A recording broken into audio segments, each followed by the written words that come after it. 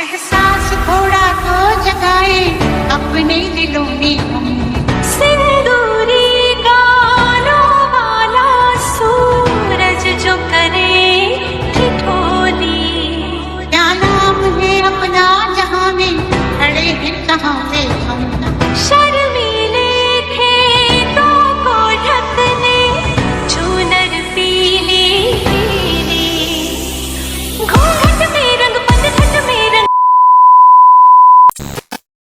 আজকের ভ্লগটা কি উপলক্ষে হচ্ছে তোমরা আশা করি বুঝতেই পেরেছো ঐশীর গায়ে আমাদের পতাকাটা দেখে। তো যাই হোক, ঐশী রেডি হয়ে গেছে, সকাল সকাল নিজেই ঘুম থেকে উঠে গেছে, খুব আনন্দ।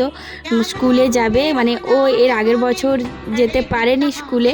তার কারণ হচ্ছে তোমরা সকলেই জানো, ঐশী এর আগের বছর এই টাইমটাতে খুব ঠান্ডা লাগার কারণে হসপিটালে ভর্তি ছিল। সেই জন্য আমার প্রচণ্ড মন খারাপ ছিল, ওকে স্কুলে নিয়ে যেতে পারিনি। ওই আজকের দিনটা স্বাধীনতা দিবসটা এনজয় করতে পারেনি স্কুলে গিয়ে। তো আমার মা ওর জন্য মাথার গার্ডার, হাতের ব্যান্ড এইসব কিনে নিয়ে হসপিটালেই গেছিলো।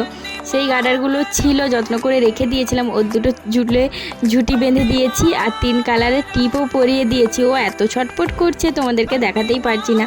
তো ওর লাইফে আজকে এই বছর প্রথম ও স্বাধীনতা দিবসটা এনজয় করবে। তো এতটাই খুশি হয়ে আছে কি বলবো, সে ধারণার বাইরে। সকাল সকাল ঘুম থেকে নিজেই উঠে গেছে, আমি বাড়ির কাজ সারতেই ও ঘুম থেকে উঠে গেছে। তো ওকে রেডি করে বেরিয়ে গেছিলাম। তো তারপরে স্কুলে ছেড়ে দিয়ে চলে এসেছি, আর তখন কোনো ভিডিও করিনি। বাড়িতে এসে আর আমি কিছু খাইনি বলতে চা বিস্কুট খেয়ে আবার বেরিয়ে গেছি, কারণ 7:30 থেকে 10টায় টাইম ছিল।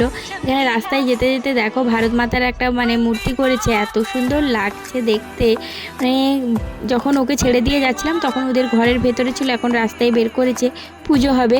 তো পরে আবার দেখাবো তোমাদেরকে। এইদিকে দেখো স্কুলের ভেতরে চলে এসেছি। এবারে ঐশীকে আর খুঁজে পাচ্ছিলাম যে ঐশী কোথায় এরকম করে খুঁজে চলেছি। তারপর একটু পরেই দেখতে পেলাম, তোমাদেরকেও দেখাবো বাইরেটাই বেরিয়ে এলে। সবার মায়েরা তার বাচ্চাদেরকে খোঁজা, চোখগুলো শুধু যে যার বাচ্চার দিকেই আছে, কে কোথায় খোঁজা চলছে। তো ওদের সব নাচ গান অনুষ্ঠান সব কমপ্লিট হয়ে গেছে।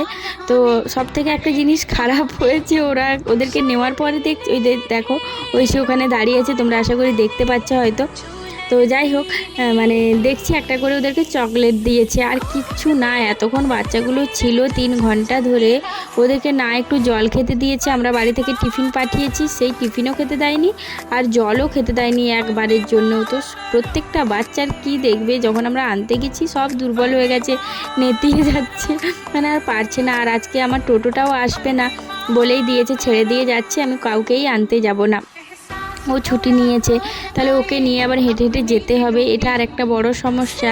তো ঐশী ওখান থেকে, আমি ওকে কালকেই বলেছিলাম যে মাকে দেখার সঙ্গে সঙ্গে ছুটে আসবে না। ওটা স্কুলের মিসটা একদম পছন্দ করে না, এটা একদম ভালো অভ্যাস নয়, এরকম করে ওকে বুঝিয়েছি। তো সেই জন্য আজকে আর ও দেখছি আমাকে দেখার পরেও ছুটে আসেনি, ওখান থেকে স্মাইল করছে, দেখাচ্ছে। আমি যে যাই হোক একটু অন্তত তো বুঝেছে, এটাই আমার অনেক পাওয়া। যে একটা কথা শোনে না, যত বোঝাও যত যাই করো, কোনো মতে কথা শুনবে না। তো এইদিকে দেখো ওদেরকে লাইন করে করে বার করছে, আর ঐশী ওর ব্যাগ খুঁজে পায়নি বলে চারদিকে ব্যাগ খুঁজে বেড়াচ্ছিল। তারপরে আমি দেখছি বাইরে বেঞ্চের উপরে সব বাচ্চাদের ব্যাগগুলোকে রেখে, কিছু কিছু বাচ্চার ব্যাগ রেখেছে, কিছু কিছু নিয়েছে এই রকম। তো আমি বলছি দাঁড়া, ব্যাগটা আমি খুঁজছি। তারপরে ঐশী এসেছে, বলছে আমার ব্যাগটা আমি খুঁজেই পাইনি, এরকম করে আমাকে আবার বলছে। আমি যে দাঁড়া, আমি ব্যাগটা খুঁজে নিচ্ছি। তো তারপরে ব্যাগটা খুঁজে পেলাম, এই যে আমাকে বলতে এসেছে, বলছে আমার ব্যাগ খুঁজে পাইনি। এইদিকে দেখো চকলেট দেখাচ্ছে, ছোটো ছোটো বাচ্চা, ওদেরকে একটা করে চকলেট দিয়েছে, তাতেই ওরা কত খুশি দেখো। আর ঐশীকে কেমন লাগছে তোমরা কিন্তু কমেন্ট করে জানিও। কি বলবো, হোয়াইট ড্রেস, তার সঙ্গে এরকমভাবে সেজেছে, এত ভালো লাগছে সব বাচ্চাদেরকে। এইদিকে দেখো সব বাচ্চারা ড্রয়িং করেছে। আমার ঐশী এত দুষ্টু মেয়ে, ঘরে এত ভালো করে আঁকছিল, তোমাদেরকে পরে দেখাবো ঘরে যে ড্রয়িংগুলো করছিল। আর এখানে কি করেছে চলো দেখাই তোমাদেরকে। এই যে মহারানী হচ্ছে, এটা এঁকেছে, ও দেখাচ্ছে আমার আঙুল দিয়ে, এটা আমি এঁকেছি। আমি বলছি তুই কি অর্ডার দিয়ে এই বাঁশটা বানিয়েছিস, এত মোটা বাঁশ কী করে বানালি? তো এরকম করে বলছিলাম। এদিকে দেখো সবাই এঁকেছে। তো যাই হোক, ছোটো বাচ্চা প্রথম জীবনে প্রথম এঁকেছে, এটাই অনেক মানে এঁকেছে। অনেকে তো দেখছি মানে যারা কেজি 2 এগুলো আছে মানে বড় ক্লাসের আছে তারা তো আরও আঁকেইনি, এমন এমন এঁকেছে সে আরও দেখার মতো। তাহলে আমি বলছি যাই হোক তবু ঠিক আছে, মনটা শান্ত করে নিয়েছি, কি করব আর বলো।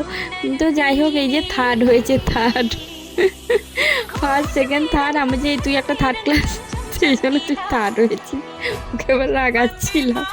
তো যাই হোক বলেছি যে যেটা করেছো ঠিক আছে। তখন মানে ফার্স্টে ওটা বলেছিলাম, যখন বারবার মাথা খাচ্ছিল তারপরে বলছি যে তুই বাজে মেয়ে সেই জন্য তুই বাজে করেছিস, ওকে আবার বলে দিতে তখন চুপ হয়ে গেছে।